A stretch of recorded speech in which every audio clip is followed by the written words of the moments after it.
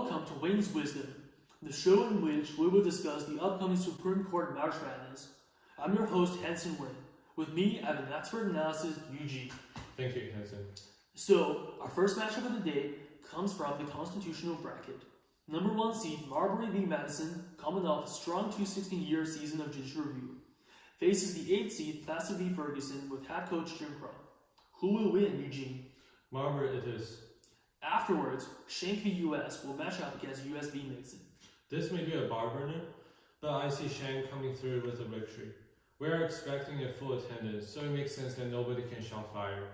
Next up, we have Gibbons v. Ogden.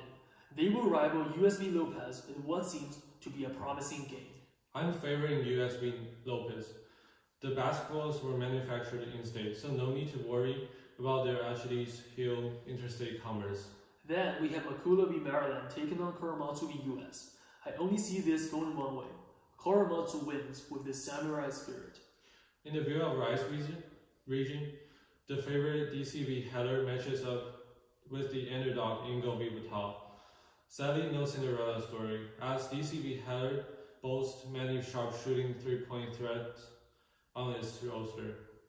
Tinker v. Des Moines up next against Lehman v. Kurtzman. Tinker v. Des Moines, with their recent Nike sponsorship black armbands, will have a newfound morale and thus, I predict, to be too much to handle for Lehman v. Kurtzman.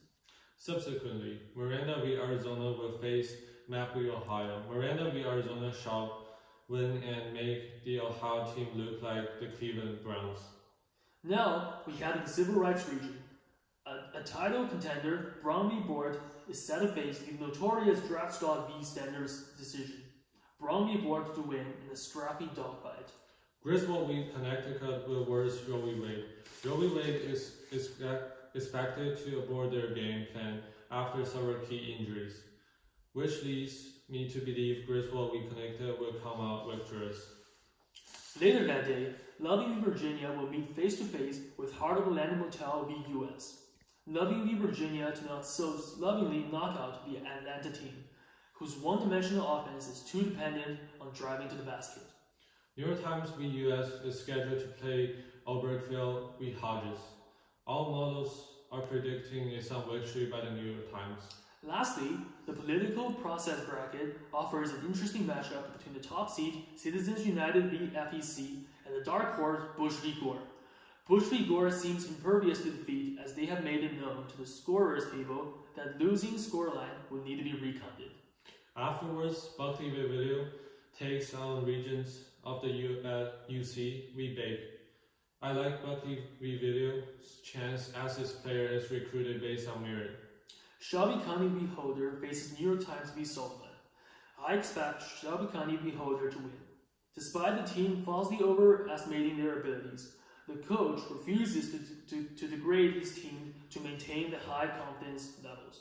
The last matchup of the preliminary round is Baker v. Carr and Texas v. Johnson. I expect Texas v. Johnson to see this one through as the streaky team at times ignites the net instead of the flag. On to our Sweet 16 meeting. Marbury v. Madison taking on Shank v. US. This should be no problem for Marbury v. Madison, who I see striking down Shank v. US quicker than a law that's unconstitutional. US v. Lopez takes on Korematsu v. US in our next match. US v. Lopez is just too unstoppable on the defensive end and will neutralize Korematsu v. US rebellious offensive firepower better than a gun-free zone. Let's not forget, Japan doesn't have any Yao Ming. You get that right. Besides the point, and down in the Bill of Rights region, the Heller v. DC will go mano-a-mano with Tinker v. Des Moines. My winner here is Heller v. DC. Tinker v. Des Moines will try its best to stop them, but just like DC attempted to ban handguns, it will be to no avail. Miranda v. Arizona is up next against Gideon v. Wainwright. Gideon v. Wainwright will take this one. In the battle of attorneyless cases, after Gideon's victory, trumpets will blow. On to the civil rights region. Brown v. Board will face Griswold v. Connecticut. In dominant fashion, Brown v. Board will school Griswold v. Connecticut. Mixed school, that is. Subsequently, Loving v. Virginia matches up with New York Times v. US. I predict New York Times US to win. Its Pentagon-style offense is very hard to overcome, even though it has become publicized. Then, in our political process bracket, we have the underdog Bush v. Gore facing Buckley v. Valeo. Buckley v. Valeo, coming off a rough stretch of minimal financing, is now back to full strength once its private donors were allowed to resume financing, which, I feel, makes it a little too much for Bush v. Gore. Shelby County v. Holder and Texas v. Johnson will square up next. I have this one going to Shelby County v. Holder as its basketball defense is as proficient as its constitutional defense. On to the Elite Eight, where Marbury v. Madison is set to meet US v. Lopez. Game set to Marbury v. Madison. DC v. Heller is next against Gideon v. Wainwright. I think the militiaman DC v. Heller should have this one in the bag. Then we have Brown v. Board taking on New York Times vs. US. New York Times vs. US poses no real threat to Brown v. Board, whose veteran players represent the longevity and overall significance of the ruling. Following the performance, Buckley v. Valeo is set for Shelby County v. Holder.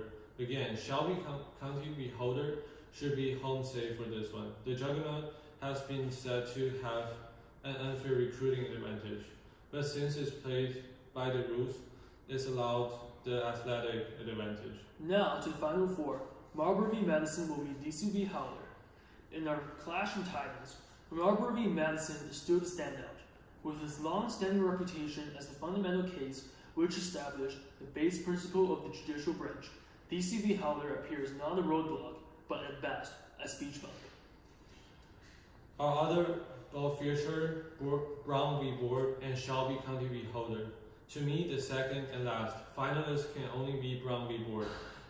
This landmark case is the stable case of desegregation and civil rights movement. Not only does the decision stand on its own, but it also overruled one of the greatest wrongdoing this country has ever produced, Plessy v. Ferguson. So that leads us to the championship game, which will decide the most impactful case in United States history. Our contestants, Marbury v. Madison and Brown v. Board, have stood precedents of dissent. Yet, our winner is still clear as day, Marbury v. Madison. Yes, without Marbury v. Madison, the judicial review necessary for Brown v. Board to overrule and deem Plessy v. Ferguson unconstitutional would not have existed. Not to mention, Marbury v. Madison preceded Brown v. Board by over 150 years, giving it the veteran advantage.